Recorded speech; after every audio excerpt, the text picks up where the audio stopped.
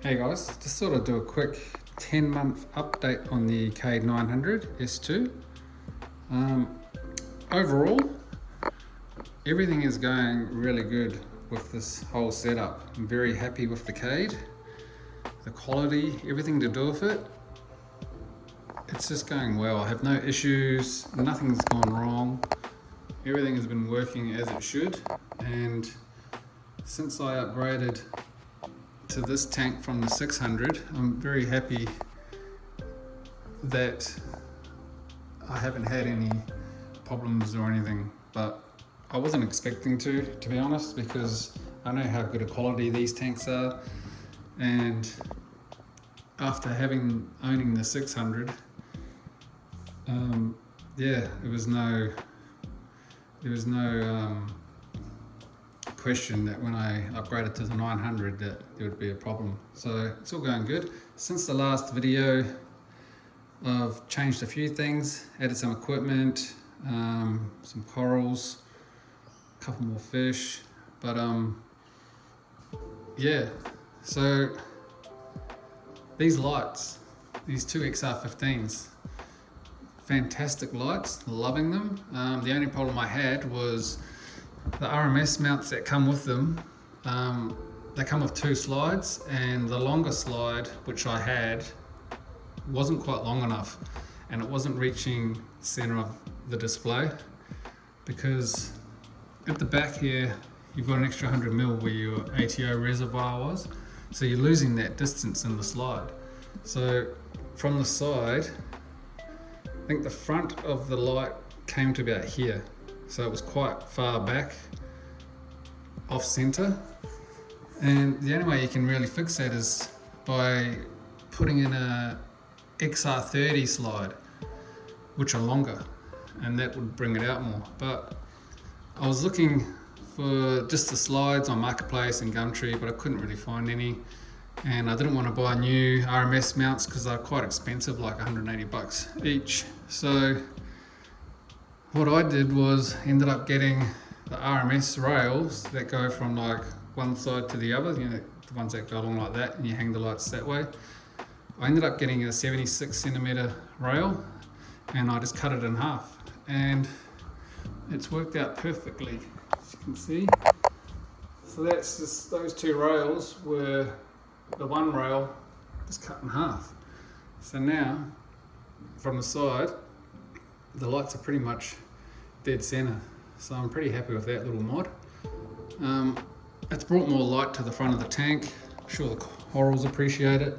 I did notice with my blue tang, when he was at the front of the glass, he wasn't like as blue because it was a bit dull at the front, but now when he's at the front, he's very blue. So pretty happy with that little mod there. My two heaters, so on my last video, I keep my heaters in the overflow, never had a problem with it. I had a 250 and a 150. I've swapped out the 150 for another 250 because we're in winter here in Sydney, and it gets pretty cold. It's getting down to like 3 degrees Celsius outside, and the ambient temperature in the house was about 16 without the aircon on, and the temp was just fluctuating a bit too much. But since I've swapped out the 150, which I'd always been meaning to do, yeah, it's just a constant 25, so I'm pretty happy with those two Eheims there, just doing their thing. Corals, love my torches, put a few more torches in. Scollies, loving them. Frog spawns, in the middle there, a couple of gonnies. This Helio, love the colours on the base. He grows like 3 times the size during the day when he's fully open. Got my zoas, got a clam. I've always wanted a clam. He's pretty cool, he just sits there, seems happy, opens up fully during the day. It's pretty cool. Little hammer garden there. Anemones. these things have multiplied ridiculously. I'm now up to 12. So the clowns love it, but I don't want them to take over the tank, so I'm gonna have to get rid of a few, give them away or take them back to my LFS, because they're gonna eventually smother the rock. And behind that green model hammer there, he's a bit bald because he was getting stung when one of the anemones started walking down the rock, so I don't really want them to be doing that, so I might get rid of about half of them and then go from there. Got this lipstick tang. He's awesome. He's such a friendly fish. Love the look of him. Real nice. And I got where is he? A mandarin, but he's gone walkies somewhere. Don't know where he is. These guys here, my orange spot gobies, man, these two are weapons at keeping my sand clean. Tell you, I haven't cleaned my sand in months because of them, because they just go around cleaning the sand, doing laps. That's why my sand is so clean.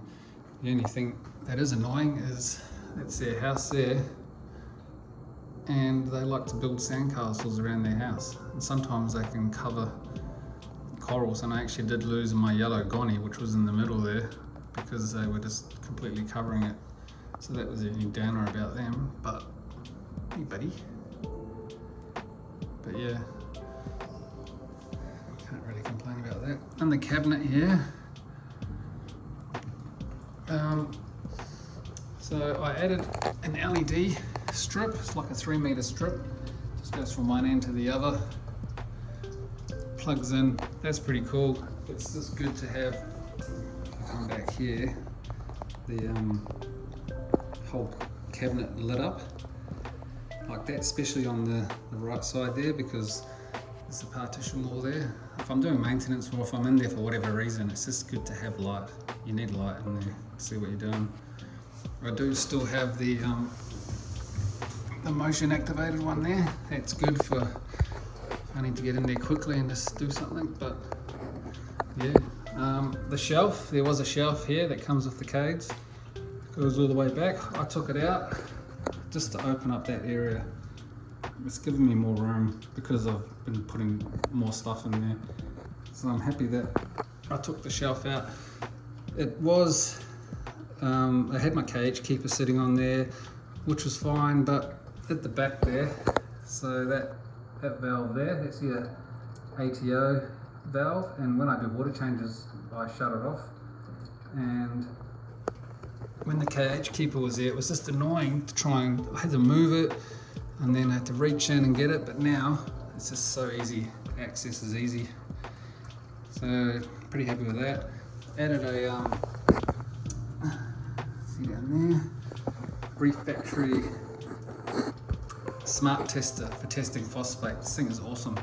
I've had it about 3 months now. It tests phosphate once a day. So the last test was done this morning, 0.07.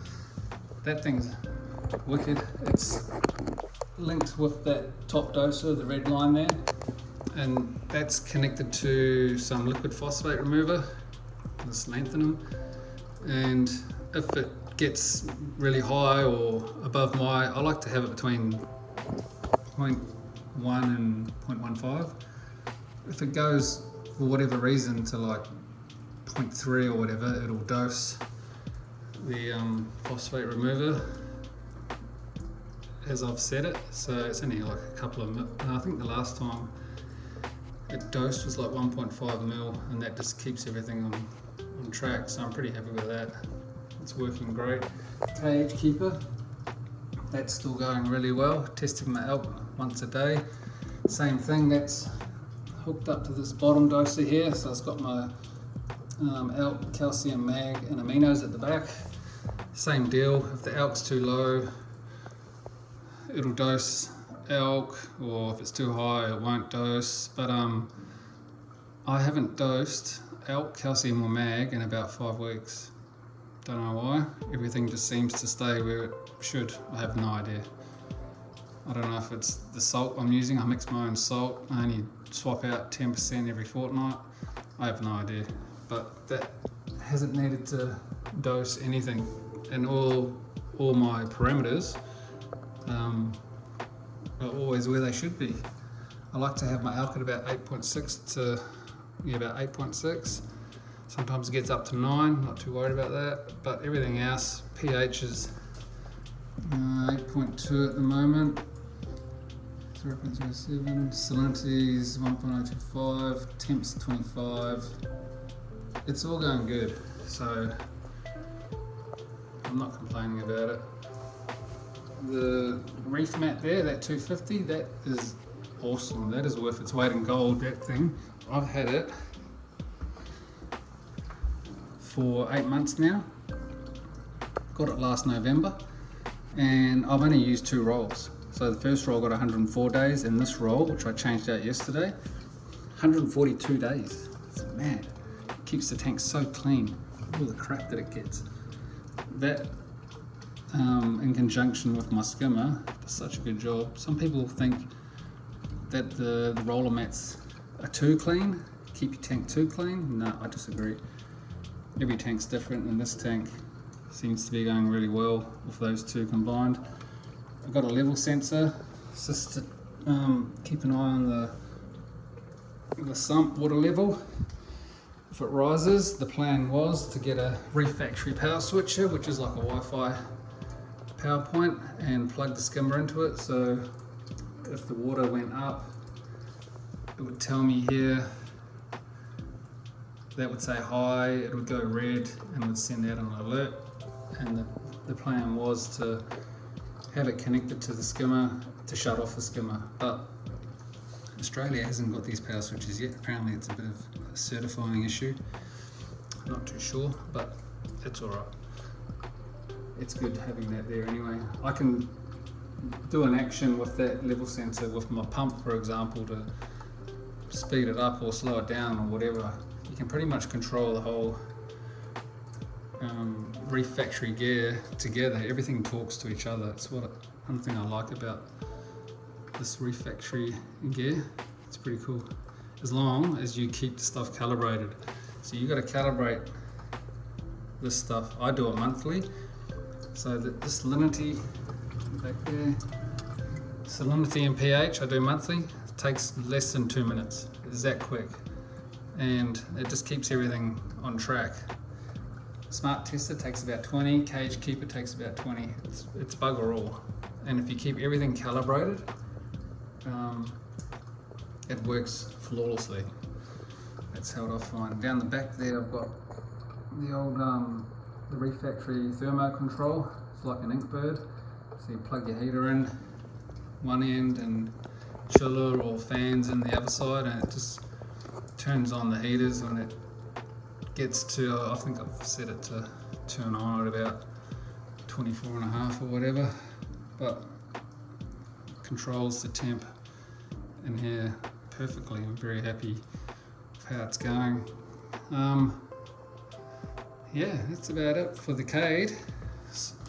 So far it's going great. Loving the iPad here, how it just gives you access. I know you can access all this stuff on your phone, but when you're at the tank, you just got the access here. And with the smart tester, the cage keeper, all that,